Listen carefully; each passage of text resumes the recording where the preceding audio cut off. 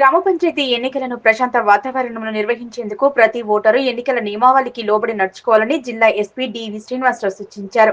మెదక్ జిల్లాలోని అల్లాదుర్గం, పాపన్నపేట మండలాల్లో ఎన్నికల నేపథ్యంలో సమస్యాత్మక గ్రామాలైన షాబాద్ తాండా, సీఎం తాండా, ఎల్లీపేట్, ఎల్పుగొండ గ్రామాలకు చెందిన ప్రజలకు మరియు కొత్తపల్లి, అబ్లాపూర్, అన్నారం గ్రామాలకు చెందిన ప్రజలకు ఎన్నికల నిబంధనలపై అవగాహన కార్యక్రమం ఏర్పాటు చేశారు. ఈ సందర్భంగా ఎస్పీ మాట్లాడుతూ గ్రామాల్లో ఇలాంటి విభేదాలు, వర్గపోరు సృష్టించకుండా కలిసిమెలిసి ఉండాలని పిలుపునిచ్చారు.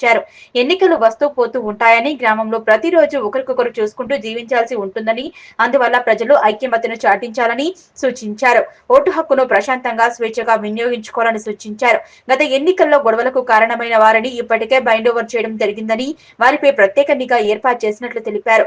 తిరిగి ఇలాంటి ఘటనలకు పాల్పడితే కఠిన చర్యలు తీసుకోవాల్సి వస్తుందని హెచ్చరించారు. అదేవిధంగా ప్రతి గ్రామంలో బెల్ట్ షాపులను ఇప్పటికే మూసివేయించామని, ఎవరైనా దొంగచాటుగా అమ్ముతున్నట్లు తెలిస్తే పోలీసులకు సమాచారం ఇవ్వాలన్నారు. జిల్లాలో నగదు, మద్యం, ఇతర ఉచిత పంపిణీలపై కట్టుదిట్టమైన నిఘా పెట్టినట్లు తెలిపారు. ఎన్నికల నియమావళి అమల్లో ఉన్నందున ఎవరు ఓటర్లను ప్రలోభపెట్టి మద్యం, నగదు లేదా ఉచితాలు పంపిణీ చేయరాదన్నారు.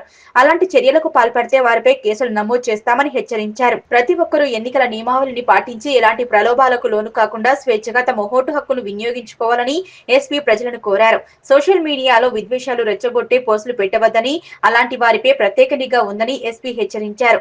యువత అనవసర గొడవలకు వెళ్లి కేసుల్లో ఇరుక్కోకూడదని, ఒక కేసు నమోదైన భవిష్యత్తులో ప్రభుత్వ ఉద్యోగాలు రావన్నారు. ఓటు వేసేటప్పుడు ప్రతి ఒక్కరూ క్యూ లైన్ లో ఖచ్చితంగా పాటించాలని ఎస్పీ కోరారు. ఈ కార్యక్రమంలో Medak DSP Prasanna Kumar, Alladurg CI Renuka Reddy, SP inspector Sandeep Reddy, Medak rural CI George, Papannapet SI Srinivas Goud తదితరులు పాల్గొన్నారు. పైసలకు లిక్కర్కో ఎమ్మికొనుకోండి రేపు పని చేయమంటే ఏమంటారా, నువ్వు తెలిసిన పైసలు తీసుకుని అంటాడు. అవునా కాదా? పని చేసిన ఏమంటే ఏదైనా ఊరికేసిన ఓటును డబ్బులు తీసుకొని అంటాడు. ఆ మాట వద్దంటే మన బస్సులు డబ్బులు కానీ, లిక్కర్ కానీ, ఆల్కహాల్ అయినా మందులు ఇట్లాంటి కూడా తీసుకోవద్దు. ఖచ్చితంగా మీరు మీ ఓటు అప్పుడు పెంచుకోవాలి. ఇది 1 ఇయర్ మొత్తం 5 ఏళ్ళ పనికి వస్తుంది.